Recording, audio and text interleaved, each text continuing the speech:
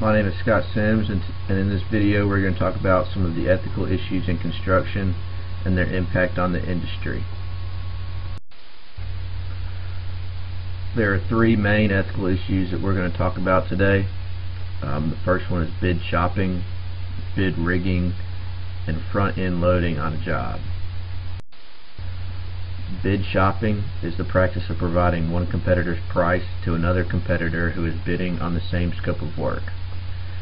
Bid shopping mainly happens in the pre-construction phase of the job during the bid process before the contract is awarded.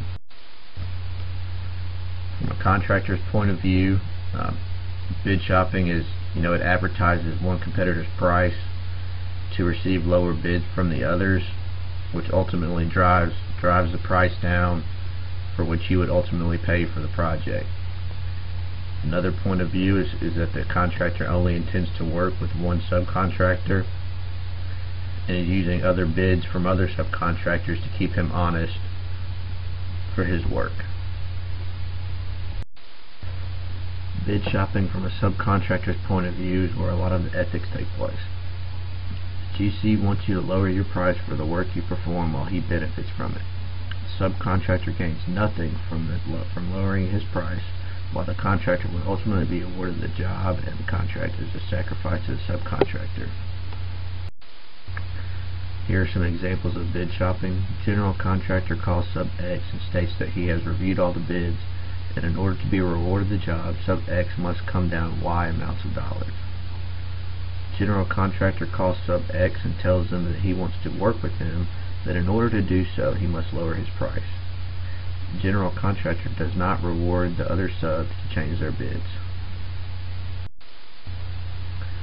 My personal point of view on bid shopping is it is unethical. The way I determined if it was unethical or not was by looking at it from both perspectives. If it benefits one without the other, I thought it was unethical. In bid shopping, the general contractor benefits at the sub's expense. If one sub is told to lower their price, then the other should be awarded as well. It puts an unfair advantage on the competition, which I think determines if it's unethical or not. I first learned about bid shopping in my Project Controls 2 class with Professor Olson. We learned about when we were talking about pre-construction as well as bidding jobs and being awarded jobs. Bid rigging is the next ethical issue we will talk about in this video. Bid rigging consists of colluding with competitors to drive up the price of work. Bid rigging from a contractor's point of view can happen two different ways. One way is while the contractor inflates his price, he will hope that the others do the same for the job. Another way is to get together with a group of contractors before the bid and determine that they're all going to divvy out a certain amount of work to where they all get to perform something, which ultimately drives up the price. Bid rigging from an owner's point of view turns out to where the contractors are ultimately taking money from them. The contractors are trying to help their pocketbooks at the expense of the owners, which ultimately hurts relationships. Here are a couple examples of bid rigging in construction. The night before a bid is due, all the contractors meet and decide to divide up the work between themselves.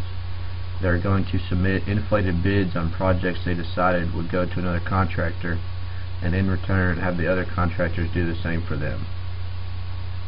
Another example, a general contractor sees that there are only two people bidding the job and one is his friend. The two decide to work in a joint venture and eliminate the competition. My point of view for bid rigging is that it's unethical as well as illegal, because the contractor is trying to help his pocketbook at the expense of the owner.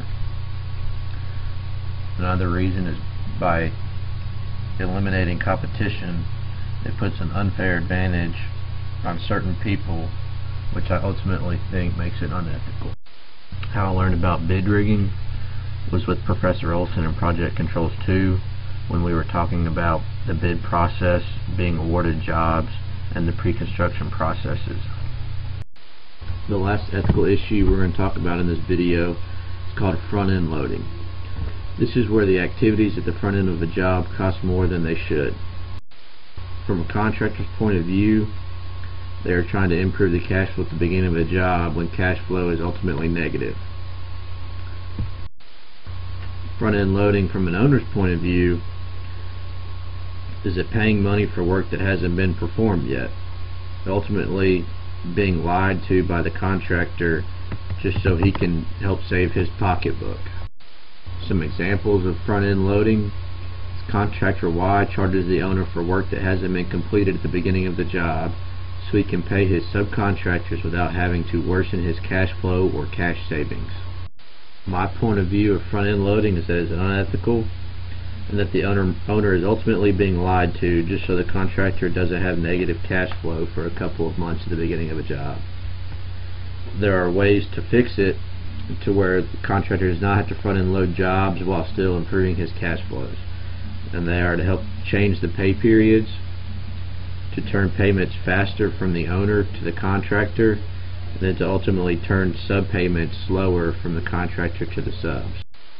How I learned about front-end loading was at Project Controls 3 with Professor Holly when we were discussing cash flows and cash positions on construction job sites.